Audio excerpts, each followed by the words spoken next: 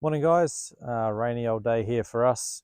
So we thought we would do a pre-flight video and show you guys all the things we look at during a pre-flight of the P100 Pro. So I've unfolded one side. First step is to unfold the whole thing, so we'll show you how to unfold the other side. It's got the two straps over here. I find the easiest is to just push your knee on the ESC a tiny bit, give them a little nudge, pops open, pops open. We always transport with the clips closed, but you've got to remember to open them before you start opening the drone. If you open the drone with the clips closed like that, it could damage them quite easily. So open the clips, fold out, and fold out.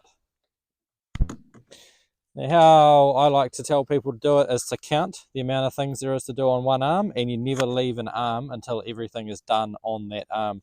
Quite often when you get into a rhythm with your loader driver, you can end up two people unfolding the drone, which is not actually ideal. Ideally, one person would unfold it. So we count: 1, open the propellers, 2, 3, and nozzle down. Quite amazing how many times you can take off with the nozzle in the stowed position, and you've got to bring it back with a full load, and you've used 10% battery and a bit of time and a muck around. So it's 1, 2, 3, 4 things. And on the front arm, it's 1, 2, 3. Drone's open. So the other side's all done. So now we'll start a bit of a walk around.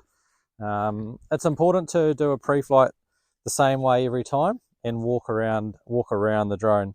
So we'll start at the back here, looking at the battery box. Something really important is to check the integrity of your terminals. If these have got like black marks from getting too hot, or they could be a little bit chipped or anything like that, it's important to talk to your dealer about what the best step to do is. You might have to replace the part. And you should also check the inside of the battery, making sure that none of these are damaged at all. None of the terminals are damaged. Avoid dropping the batteries in. You do see some people dropping them, but you just lower them down, give them a firm push, and they're home. So look around the battery blocks, any chips, cracks. Give everything a wiggle as you go.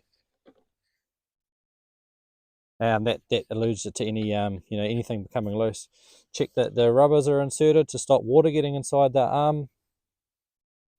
Then we get around to the motor. So, well, we look down the arm, I should say. Alloy, you won't feel if it's slightly bent, so it's important to look down the drone as to check the distance between the tips of the props. If this distance is different to the front and to the back, it's likely you've got a slightly bent arm, and same with front and back that way.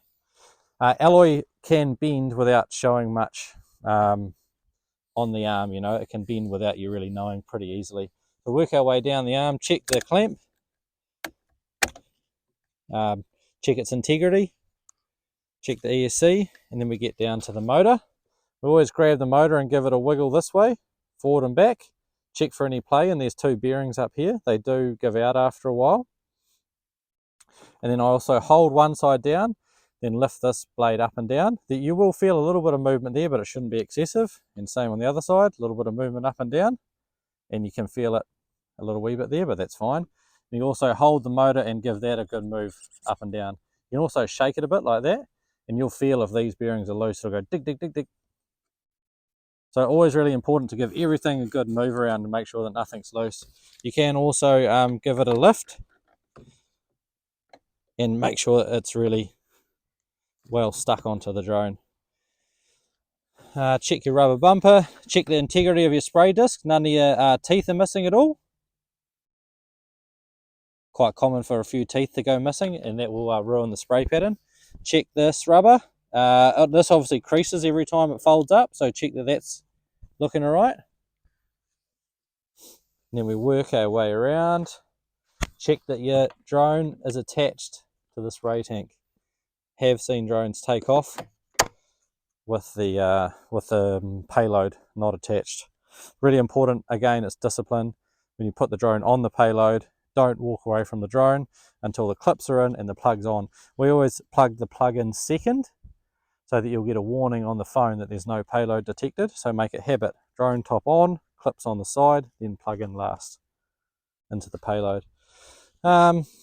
Checking your cap for security. We've got these fast fill caps. Again, checking your antennas for security, checking the pins, looking over your clamps. You don't want these, I'm going to undo it now, but you wouldn't do that as part of your pre-flight, but you don't want these to be really, really tight to do up, because it's overstressing them and could weaken them over time. We get to our front motor, same thing, wriggle forward and aft, hold one side down, move, hold the other side down, move. Yep, a little bit there. One thing we didn't check on the back blade, but we would, is we run our fingers down the whole length of both blades, and that way you can feel any chips or cracks. Then we have a good look at the blades. You will notice the blades, when it folds, they rub a little bit when it's folded up and traveling, so keep a good eye on where they touch. So feeling the entire blade for any chips or cracks. You can also check, you can see there a little white torque marking, so that's an indicator of the bolt coming undone. And you can look under here and check that the nylock is done up securely.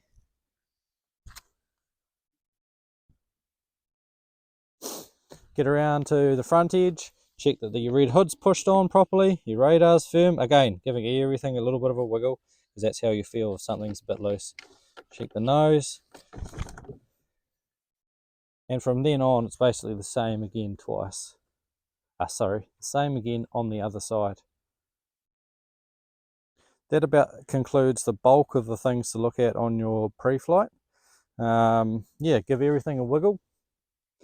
Anything doesn't feel right, you've really got to take your tractor driver hat off, or your digger driver hat, or whatever your profession was before, and put an aviation hat on, because if one little thing goes wrong, that spells disaster for the whole operation, rather than if in your digger, if something goes wrong, well, it only affects that part of your digger. In aviation, if any part goes wrong, it affects the whole aircraft quite quickly. Yeah, that's about it. Thanks for watching. Any questions, give us a call. Cheers.